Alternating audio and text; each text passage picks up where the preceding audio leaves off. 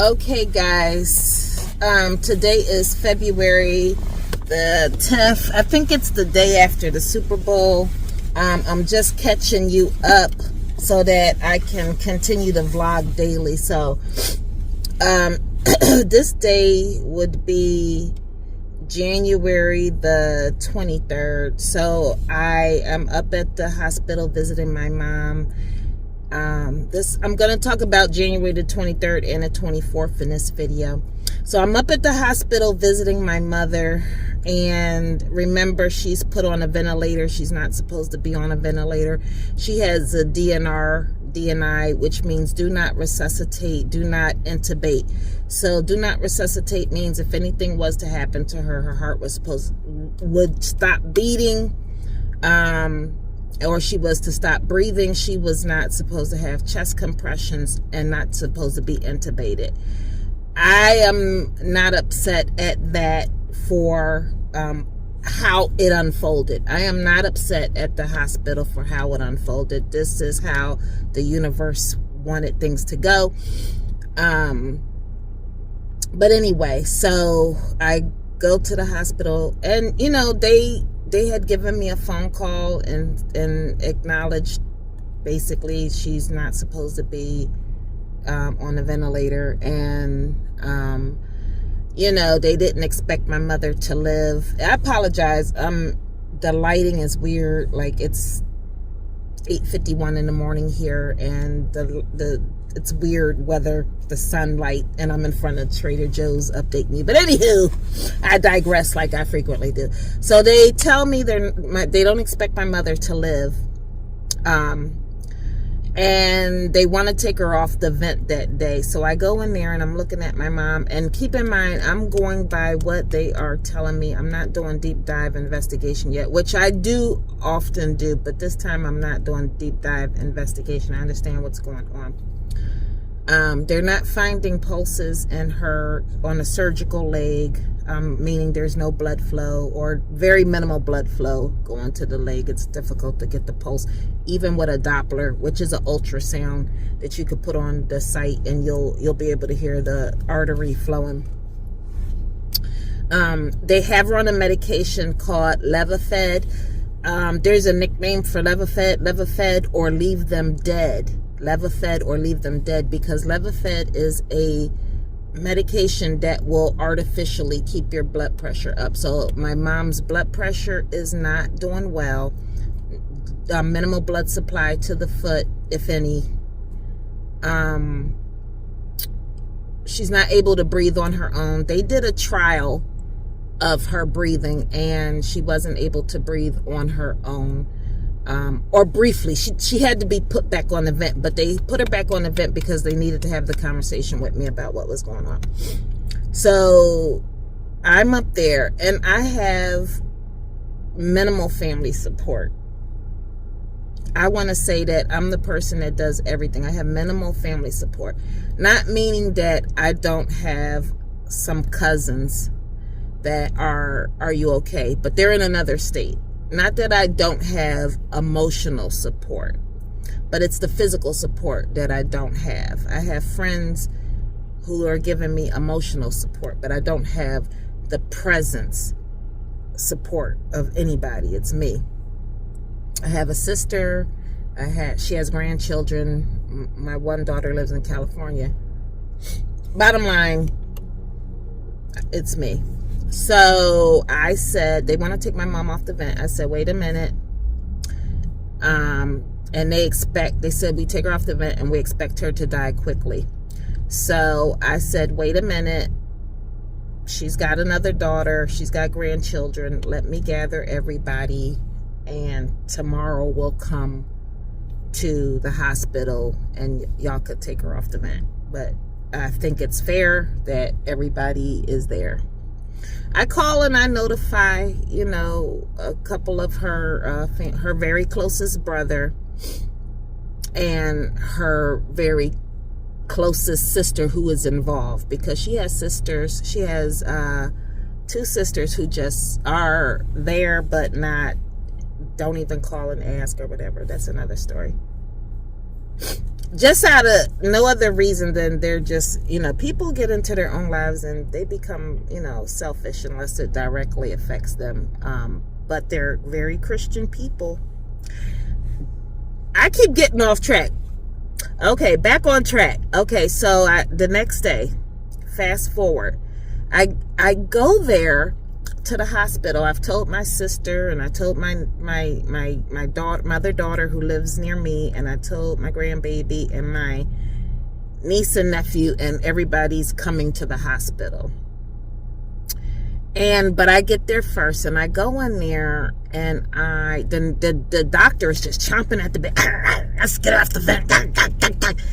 I was like, slow your roll, lady. Like, I found that this happened twice, and I understand that y'all were never supposed to put her on a ventilator. I'm not into, it's okay, right? It's okay.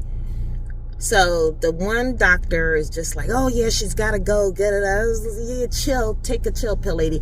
I said, because these are extraordinary circumstances. My mom's DNI was like, if she was to naturally stop breathing and her heart stopped on her own, but the nursing home broke her hip and she got blood because she needed a surgery. These are extraordinary circumstances. My mom just didn't close her eyes and her heart stopped. So no.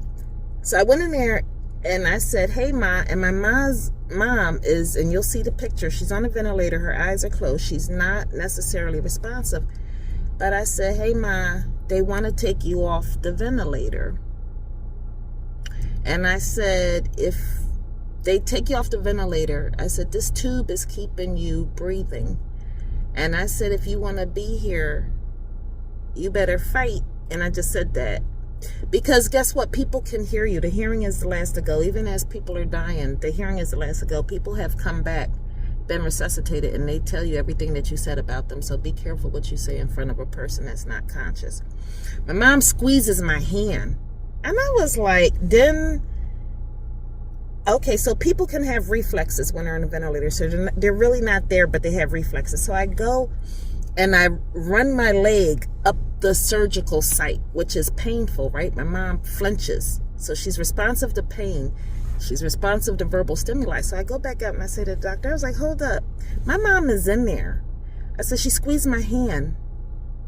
And I asked her to squeeze it again. And she squeezed it again. So my mom is following verbal commands. She's unconscious, but she followed a verbal command and she snatched her leg back. So,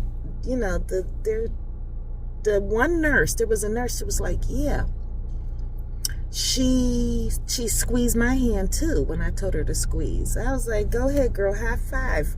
High five for my sister nurses, because we're supposed to advocate for our patients. So, I say to the doctor, my family is coming in, and my sister and everybody gets there, and I prepare them for what my mom looks like, right? And I say, tell them, prepare them for what she's gonna look like. But my nephew was the last one to get there, and he goes in the room, everybody goes in there, and I'm sorry, I have to respond to this text message.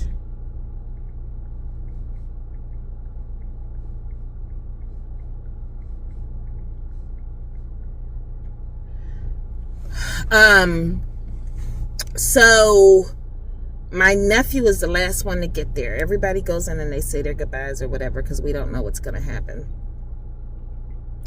And I go back in the room again, because sometimes people need permission to go, right? And I go back in the room and I say, Ma, I know you're tired. You've been through a lot. You're in pain. If you want to go ahead and go. But if you want to stay here, you fight, because I'll take you home, right? And her eyes were closed, and her eyes were closed, but I distinctly acknowledged that there was a nod, but her eyes were she still looked like she was out of it. I told my nephew when he got there, go ahead and tell her to go, that it's okay. When my nephew walked in, He said, "There goes my girl." And my mom opened her eyes. She had not really been responsive, and she opened her eyes for him. And she tried to sit up briefly, and she fell back down, and her eyes were closed again. But she acknowledged my nephew. I forgot. One other thing she acknowledged is my mother. Everybody knows my mother. My mother is the church lady. Me and my niece were in the room, and I said to my mother, I said, "Ain't nobody going to church on Sunday. Ain't nobody trying to do that." And all the alarms went off. All of the alarms went off. And I said to my niece, "You see that?" But my niece doesn't understand what she's seeing. I was like, my mother's responding, and the only way she knew how, her blood pressure went up,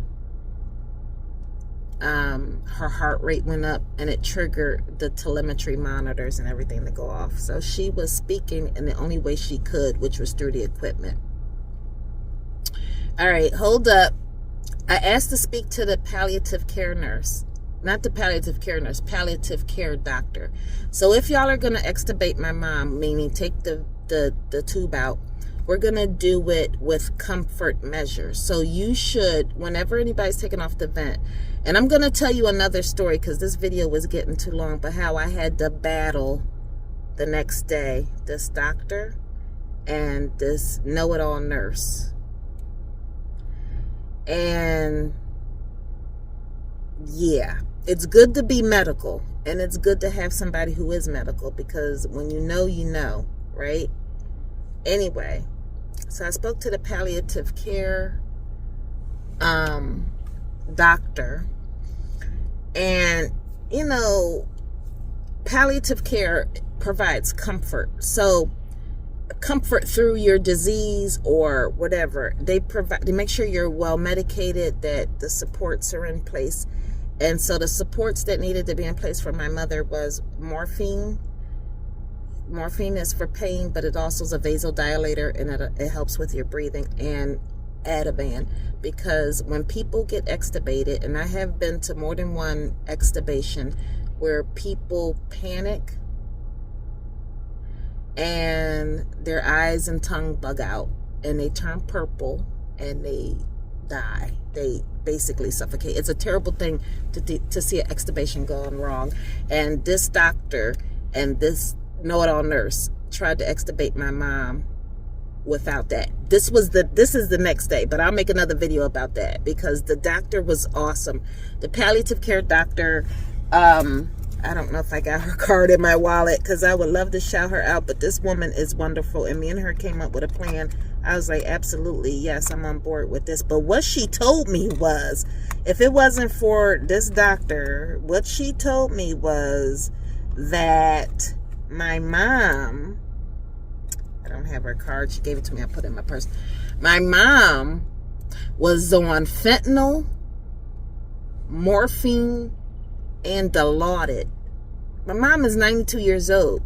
Fentanyl, morphine, and Dilaudid, all of these medications can suppress your respirations and make it difficult for you to breathe. Now pay attention. My mom just had surgery, so that's sedation, right? And then they gave her pain medicine, which is fine because she would have been hurting. But when you're 92 and you process medication through your liver, things move slower when you're older, and it's difficult for older people to blow off. If you gave me morphine and Dilaudid and fentanyl, I could blow it off quicker than my mom. Actually, I shouldn't have Dilaudid, because Dilaudid makes me hallucinate. So I found that out on more than one occasion. But anywho, so I was like, wait a minute, my mom is snowed. I was like, she can't breathe because she's over sedated. She's suppressed. She's got respiratory suppression, meaning she's on so many narcotics. The center in her brain, the respiratory center in her brain is suppressed, and she cannot get a breath. So slow y'all roll. We not doing this the way y'all thought we was going to do this. So the palliative care lady was like, back off of all sedation. So when they backed off of all sedation, it allows her body to process what's already in her system. And then, you know, she'll have nothing in her system. And then, you know, she'll be less and less and less suppressed. And then they'll be able to take her off the vent. So I'm going to end the video here. I'm going to show you, today is, well, the date that I'm talking about is January the 23rd and 24th. I'm going to stop here, and I'll start back with the story of what happened with my mom, and how I had to really get with this doctor and the know-it-all nurse, palliative care nurse. And yeah, it wasn't cute, but I tell you what, you should have an advocate for you. Like, people try to talk over you. You don't know everything. When you know when you know your information, they can't fight you. When you know the facts, they can't fight you. And they didn't know. They just saw me in my little, you know, looking tired and run down in my sweatpants or whatever. They had no clue the hurricane I couldn't become. All right, stay tuned, and I'm gonna end it here. I'll insert some pictures and a little bit of video, okay? And just stay tuned. This is the Yvonne Project.